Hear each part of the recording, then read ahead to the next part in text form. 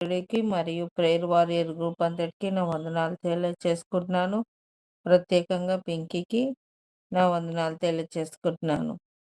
నే ఈ ఐదో అధ్యాయంను మనం ధ్యానించుకుంటూ ఉన్నామండి. 4 అధ్యాయాలు ఎంత చక్కగా సునీత గారు కుమార్తె ద్వారా మనకు అనేక విషయాలు దేవుడు మనతో మాట్లాడినట్టుగా మనం గమనిస్తూ ఉన్నాము. ఈ 5వ అధ్యాయంలో కూడా దేవు మందసం యొక్క గొప్పతనము, దేవుడు యొక్క తను శిక్షించాలంటే ప్రజలను ఏ విధంగా శిక్షిస్తాడు, ప్రేమించాలంటే ఆయనలో ఎనలేని ప్రేమ కలిగి ఉంటదని మనం గుర్తిస్తామండి. అదే విధంగా 4 అధ్యాయంలో కూడా మనం గమనించినట్లయితే దేవుని మందసం పట్టబడి పోయినందున ప్రభావం ఇశ్రాయేలీయుల నుండి చెరపట్టబడిపోయెనని ఆమె చెప్పెను. ఎవరండి ఆమె? ఫీనెహాసు భార్య చెప్పినట్లుగా కనబడుతూ ఉంది.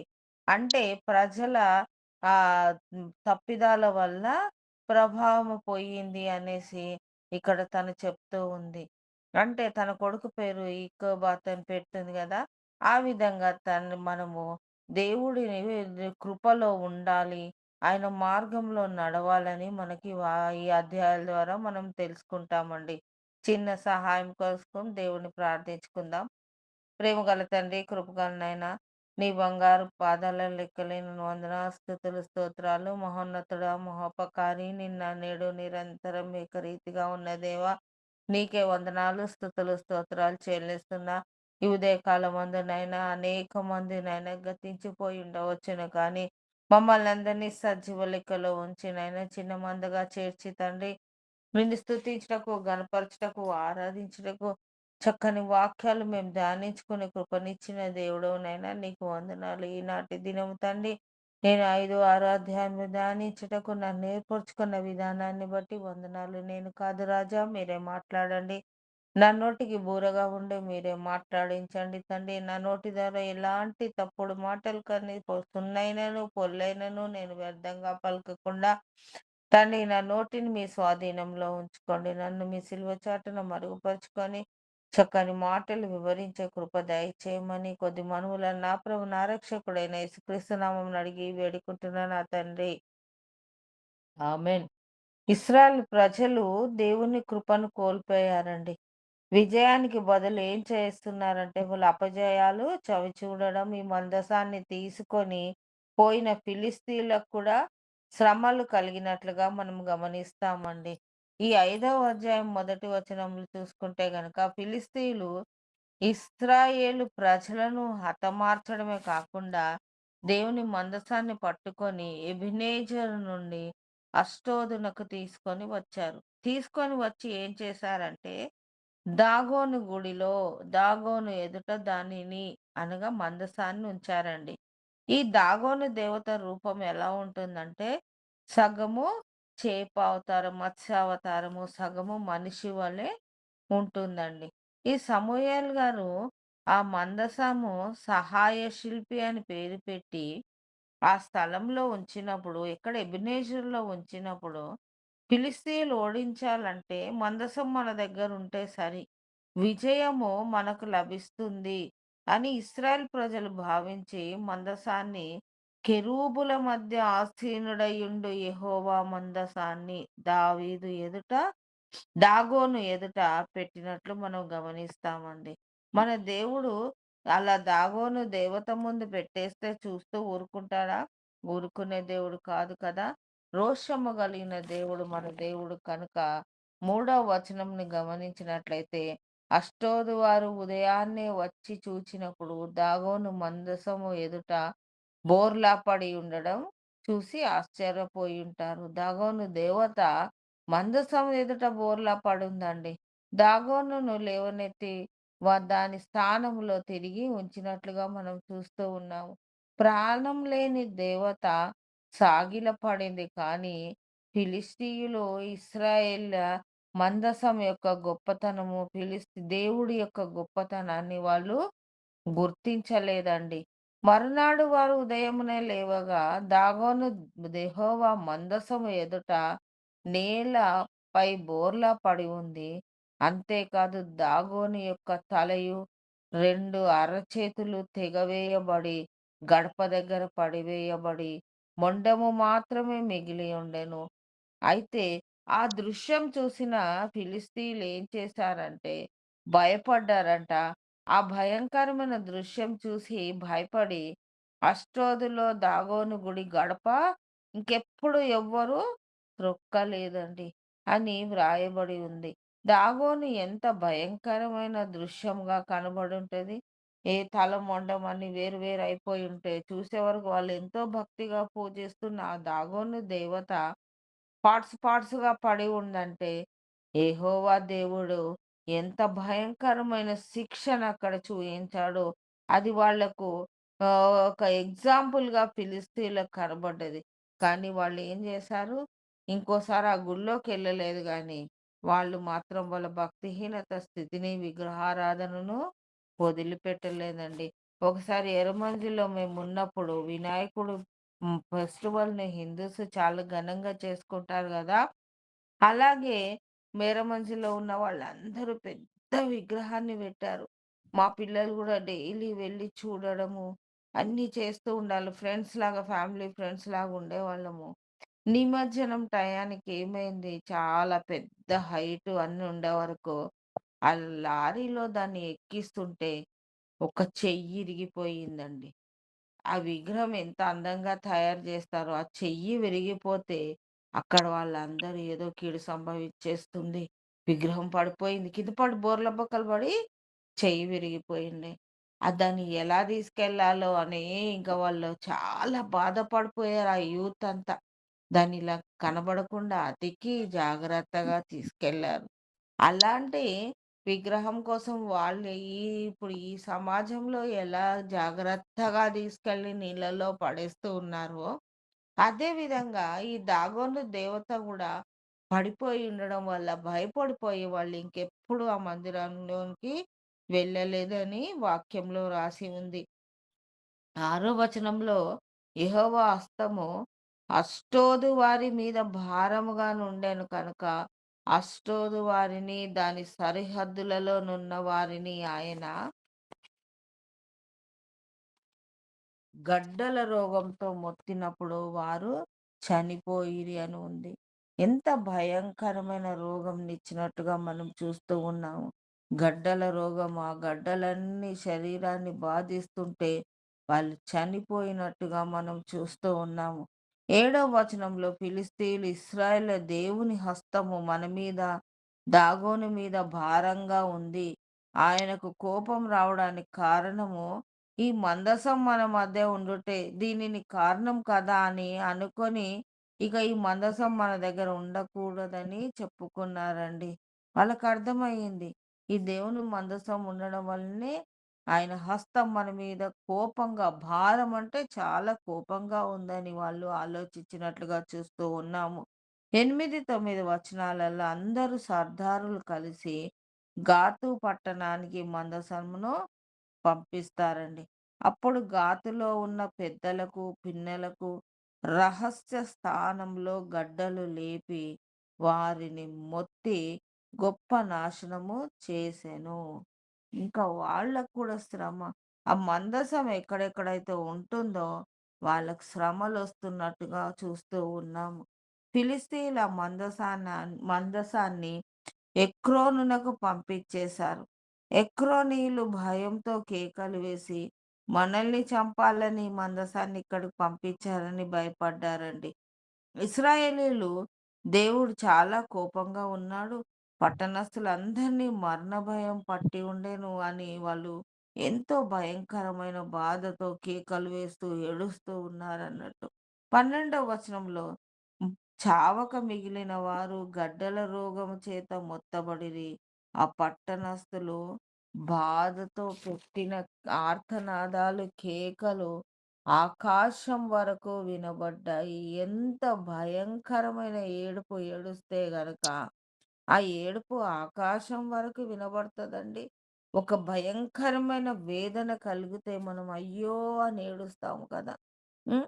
అంత బాధ కలిగినట్టు ఆ గడ్డల నొప్పులు అవంతా ఎంత భయంకరమైన రోగంలాగా వాళ్ళని పీడించి ఉంటదో మనం ఆలోచించాలండి. హిజ్కియా గారికి కూడా ఒక రోగమొస్తది. అప్పుడు తనేం చేశాడు? గోడ తట్టు తిరిగి ప్రార్థన చేశాడు. యోబు గారికి కూడా భయంకరమైన రోగంతో బాధింపబడ్డప్పుడు దేవుణ్ణి వేడుకున్నారు గానీ, వాళ్ళు మరణం అవ్వలేదండి. క్షమాపణ పొందారు. యోబు గారైతే తన భక్తి జీవితాన్ని బట్టి తను తిరిగి రెండంతల ఆశీర్వాదాన్ని పొందుకున్నారు. హిజ్కియా గారు 15 సంవత్సరాల ఆయుష్షును పొందుకున్నారు. కానీ, ఈ ఫిలిష్తీయులు మాత్రము ఈ గడ్డల ద్వారా మరణానికి అప్పచెప్పబడుతున్నట్లుగా మనం చూస్తూ ఉన్నాం. వాళ్ళ ఆర్తనాదాలు, వాళ్ళ వేదన ఆకాశానికి వినబడేంతగా ఏడుస్తూ ఉన్నారు. ఆ మందసాన్ని పెట్టుకోవడం ఎందుకు? ఇలాంటి శిక్షలు వాళ్ళు పొందుకోవడం ఎందుకని వాళ్ళు ఆలోచిస్తూ ఉండవచ్చును. ఒక దగ్గర నుంచి ఒకరికి, ఒక దగ్గర నుంచి ఒక పట్టణానికి వాళ్ళు ఆ మందసాన్ని మారుస్తూ ఉన్నట్లుగా మనం చూస్తూ ఉన్నాము. 6వ అధ్యాయంలోనికి మనం వెళ్ళినట్టయితే మొదటి వచనము, యెహోవా మందసము 7 నెలలు ఫిలిష్తీయుల దేశమందు ఉంది.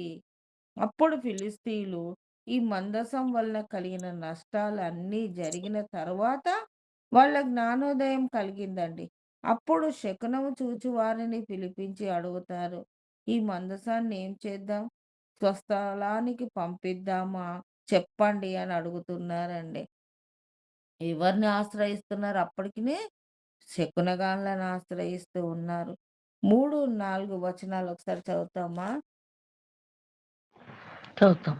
వారు ఇశ్రాయేలీయుల దేవుని మందసమును పంపివేయనుద్దేశించిన ఎడల ఊరకయ్యే పంపక ఏ విధము చేతనైనను ఆయనకు అపరాధార్థమైన అర్పణము చెల్లించి పంపవలెను.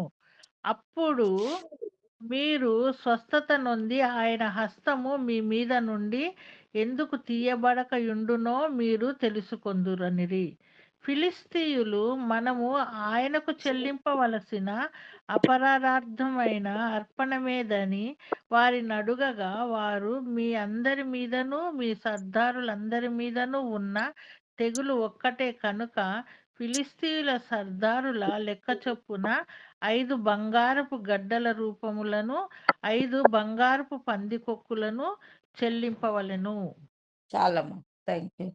అయితే ఇంకేంటండి? వాళ్ళకి కూడా ఎంత అజ్ఞానులు కదా!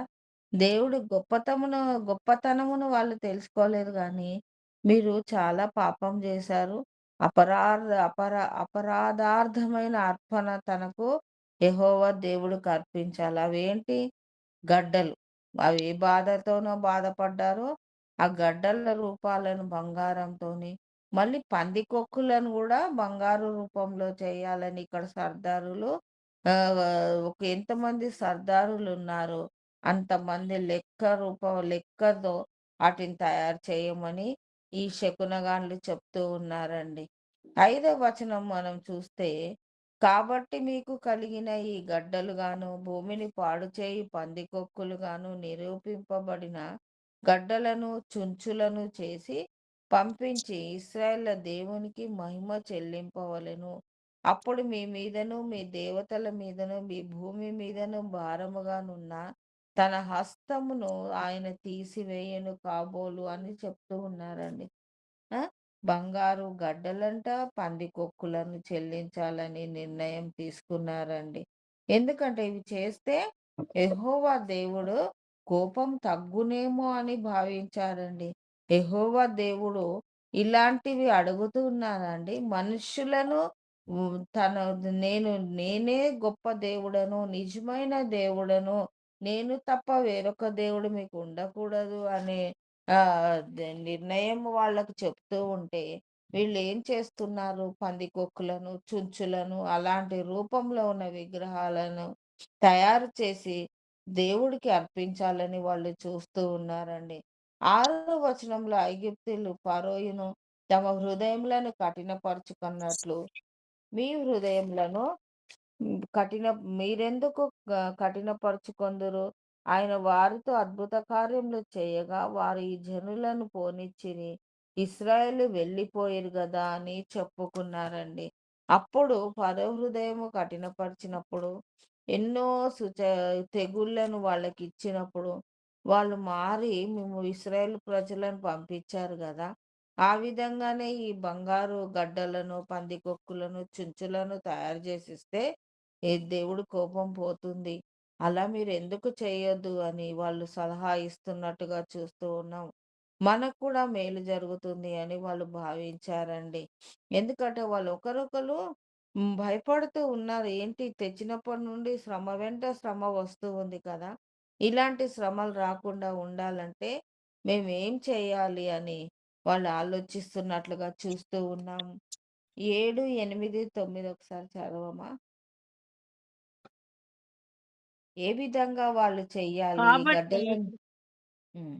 కాబట్టి మీరు క్రొత్త బండి ఒకటి చేయించి, కాడిమోయని ఆవులను రెంటిని తోలి తెచ్చి, బండికి కట్టి, వాటి దూడలను వాటి దగ్గర నుండి ఇంటికి తోలి, యెహోవా మందసమును ఆ బండి మీద ఎత్తి, అపరారార్థముగా ఆయనకు మీరు అప్పగింపవలసిన బంగారపు వస్తువులను దాని ప్రక్కనే చిన్న పెట్టెలో అది హ్మ్.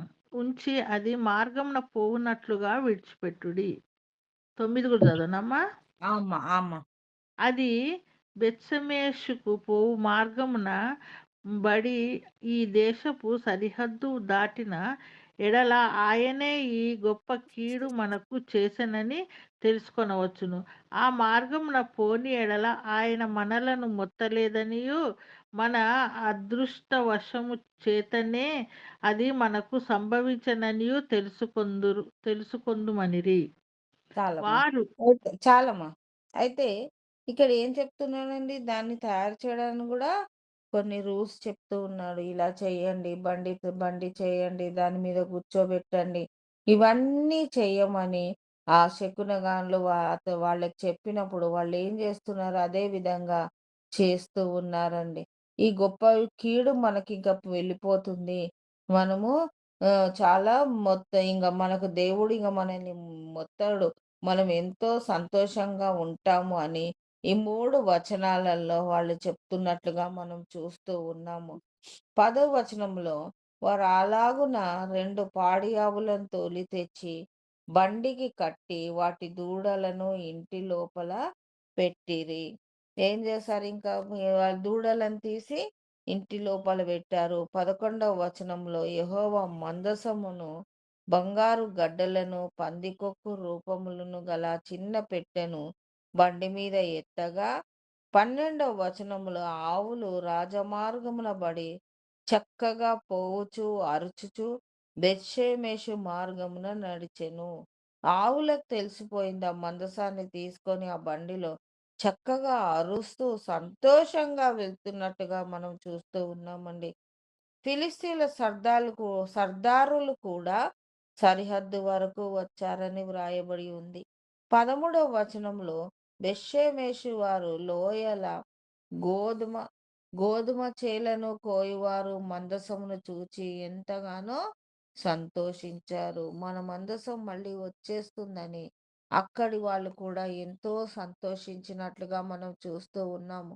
14వ వచనంలో బేత్షెమెషు వాడైన యెహోషువ పొలం వద్ద పెద్ద రాతి మీద పెట్టి, ఆ బండి కర్రలతో ఆవులను యెహోవాకు దహన బలి అర్పించినట్లుగా మనం చూస్తూ ఉన్నాము. బలి కూడా అర్పించేశారు. మందసమునిచ్చేశారు.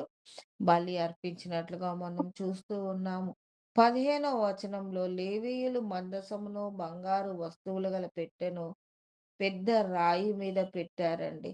హమ్మయ్య! మా పనయిపోయింది. మేమిక్కడ అప్పచెప్పేసాము అనే ధైర్యంతో బహుశా వాళ్ళు ఉండి ఉంటారు.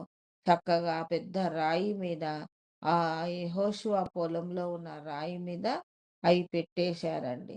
17వ వచనంలో అపరారార్థమైన అర్పణగా ఫిలిష్తీయులు చెల్లించిన బంగారు గడ్డలేవనగా ఎవరెవరికంటే అష్డోదు వారి నిమిత్తం ఒకటి, గాజా వారి నిమిత్తం ఒకటి, అష్కెలోను వారి నిమిత్తం ఒకటి, గాతు వారి నిమిత్తం ఒకటి, ఎక్రోను వారి నిమిత్తం ఒకటి, మొత్తము 5 గడ్డలు మరి 5 బంగారు పందికొక్కులను అర్పించిరి.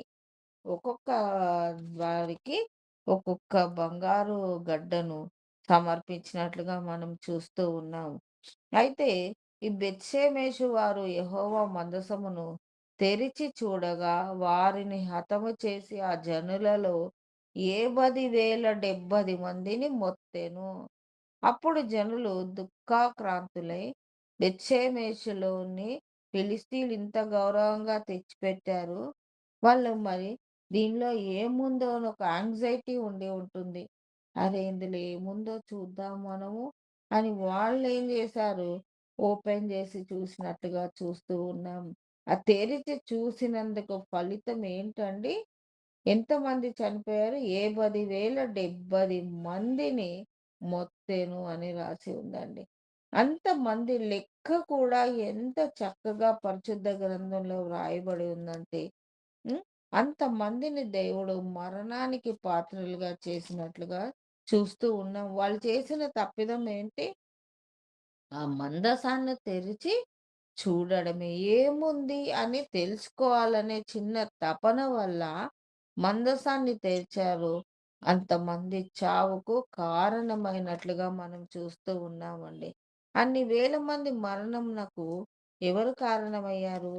వీళ్ళే కదా! బెత్షెమెషు వాళ్ళు. అయితే 20 వచనంలో బెత్షెమెషు వారు పరిశుద్ధ దేవుడైన యెహోవా సన్నిధిని ఎవరు నిలువగలరు?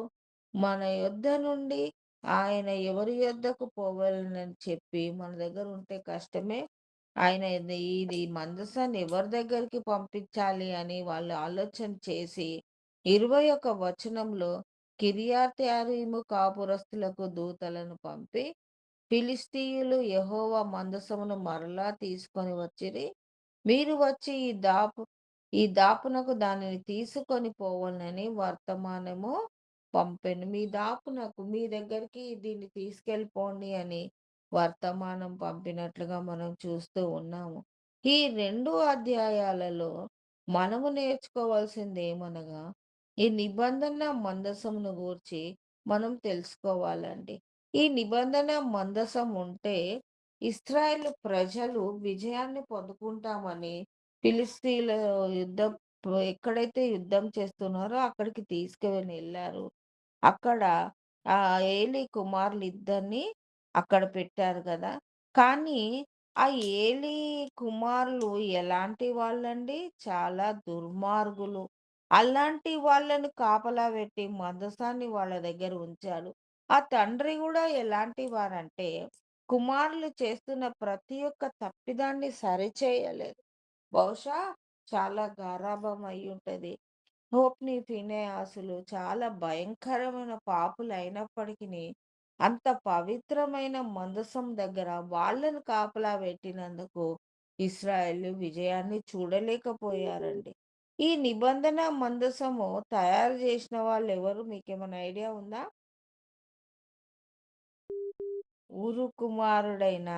హూరు కుమారుడైన బెసలేలు. అతనితో పాటు దాను గోత్రికుడైన అహోలియాబు కూడా సహాయపడ్డాడండి. అని ఎందుకంటే ఈ తయారు చేశారు. దీనిలో ఎంత పవిత్రమైన వస్తువులు అందులో పెట్టి ఉంటారు. ఏమేం పెట్టారు? 10 ఆజ్ఞల పలకలను, చిగురించిన మోషే కర్ర, అహరోను మన్నాను ఇచ్చి కర్మ. హ్మ్. సారీ, అహరోను కర్ర మరియు మన్నాను ఇచ్చిన ఆ పాత్రను అందులో పెట్టారండి. అయితే ఈ ఇది మన గృహంలో కూడా ఎప్పుడూ ఇది ఉండాల. అయితే ఈ మందసాన్ని గురించి మనం కొన్ని మాటలు నేర్చుకుందాము. అయితే ఈ మందసము ఒక శక్తులున్న పెట్టెనా అండి? కాదు కదా! అది ఎందుకు ఈ నిబంధన మందసం ఉన్నంత మాత్రాన విజయము వరించదండి. ఉదాహరణకు ఇశ్రాయేలు హాయి దేశంలో యుద్ధం చేసినప్పుడు మందసము ఇశ్రాయేలు గుడారాలలోనే ఉంది. అయినప్పటికిని ఒక ఇశ్రాయేలుడు చేసిన గొప్ప నమ్మక ద్రోహం వల్ల వాళ్ళు హాయి దేశస్థుల చేతిలో ఓడిపోయారు కదా! అవునా కాదా? ఆకాను తను దొంగిలించిన వస్తువుల వల్ల వాళ్ళకు అపజయం కలిగిందండి. ఆ తర్వాత కూడా ఇశ్రాయేలు ఫిలిష్తీయులతో యుద్ధం చేసినప్పుడు నిబంధన మందసాన్ని తమతో పాటు యుద్ధం జరిగే స్థలానికి తీసుకెళ్లారు. అయినప్పటికీ వాళ్ళు ఓడిపోయారు. అందుకు గల కారణం ఏంటంటే, ఇశ్రాయేల్ హోప్ని, ఫినెహాసులని ఇద్దరు యాజకుల చెడుతనం వలన వాళ్ళు అపజయం పొందుకున్నారండి. ఈ యుద్ధంలో ఫిలిస్తీయులు నిబంధన మందసాన్ని ఎత్తుకెళ్లారు. అయితే వాళ్ళు దాన్ని తిరిగి ఇశ్రాయేలుకి తీసుకొచ్చే వరకు యెహోవా ఫిలిష్తీయులపై తెగుళ్ళు రప్పిస్తూనే ఉన్నారండి. అంటే ఈ మందసం యొక్క గొప్పతనము మనకు కనబడుతూ ఉంది. దాన్ని తీసుకెళ్ళిన వాళ్ళకి శ్రమలు వస్తూ ఉన్నాయి. అది ఎక్కడ ఉండాలో అదే ప్లేస్‌లో ఉండాలి కానీ, ఎవరు పడితే వాళ్ళు దాన్ని ముట్టుకొని తీసుకెళ్ళే ధైర్యము అక్కడ చేయలేదు. అవకాశం లేదండి. దాన్ని ఎంత చక్కగా పవిత్రంగా దాన్ని పెడుతూ ఉన్నారు. వీళ్ళు ఆశపడ్డారు ఏందంటే, నిజమైన దేవుడిని ఇశ్రాయేల్ ప్రజలు వేడుకోకుండా, ఒక మందసాన్ని తీసుకెళ్ళి పెట్టేస్తే అయిపోతది. ఆ మందసాన్ని తీసుకెళ్ళకుండా వాళ్ళు, దేవా మాకు విజయం ఇయ్యండని ఇశ్రాయేలు ప్రజలు యెహోవా దేవుణ్ణి అడిగితే కనుక, తప్పకుండా వాళ్ళకి విజయం దొరికేది. అయినా మందసాన్ని తీసుకెళ్లారు. తీసుకెళ్ళి కూడా వాళ్ళు ఎలాంటి వాళ్ళ దగ్గర అప్పచెప్పారంటే, పాపులైన వాళ్ళు, చెడుతనంతో బతుకుతున్న వాళ్ళిద్దరి వద్ద ఉన్నందుకు వాళ్ళు అపజయం చూసారండి. మనము కూడా మన ఈ నిజ జీవితంలో ప్రతి గృహములో ఈ మందసాన్ని, నిబంధన మందసాన్ని కలిగి ఉండాలి. యెహోవా దేవుడు రాయించిన 10 ఆజ్ఞలను పాటించడం.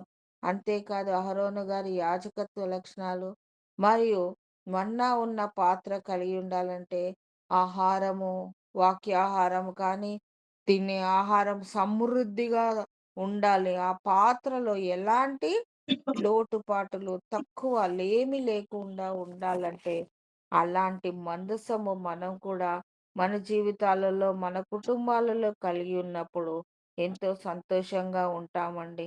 అలాంటి కృప మనందరము కలిగి ఉండాలని, ఆ మందసాన్ని తీసుకొని వెళ్ళిన ఫిలిష్తీయులు ఎంత భయంకరమైన శ్రమలకు గురయ్యేవారు. ఇశ్రాయేల్ ప్రజలు ఒక మంచి ప్లేస్‌లో దాన్ని పెట్టకుండా శ్రమలకు గురైనట్టుగా, ఈ గడ్డల బాధతో భరించిన ఇశ్రాయేలు ప్రజలను ఓడించిన వారికి జరిగిన ఈ శ్రమను ఈ 5, 6 అధ్యాయాల్లో మనం చూస్తూ ఉన్నాము. మనం ఎలాంటి స్థితిలో ఉన్నాము? ఈ మందసాన్ని కలిగి ఉన్నాము. కుటుంబాలలో ఒక మందసంను కలిగి ఆయన మార్గంలో నడుస్తూ 10 ఆజ్ఞలను మనం పాటిస్తూ, మొదటి ఆజ్ఞను దేవుడు ఎంతో గొప్పగా చెప్తూ ఉంటాడు. నేను తప్ప వేరొక దేవుడు మీకు ఉండకూడదు అని చెప్పినప్పుడు ఇశ్రాయేల్ ప్రజలు కూడా పడిపోతూ శ్రమల పాలైనట్టుగా చూస్తూ ఉన్నాము. మనం అలాంటి విగ్రహాలను కలిగి ఉండకుండా యెహోవా దేవుణ్ణి ఆనుకొని చక్కగా ఆయన మార్గంలో నడుస్తుంటే గనక మనం కూడా ఎంతో సంతోషంగా ఉంటామండి. ప్రతి ఒక్క శ్రమను మనము దూరం చేసుకునే కృప మనకు కలుగుతుంది. అట్టి భాగ్యం మనం కలిగి ఉండేలాగున ఈ 5, 6 అధ్యాయాలు వివరించడానికి దేవుడు నాకిచ్చిన కృపను బట్టి వందనాలు చెల్లిస్తూ నా వాక్యాన్ని ముగిస్తూ ఉన్నాను. Thank you.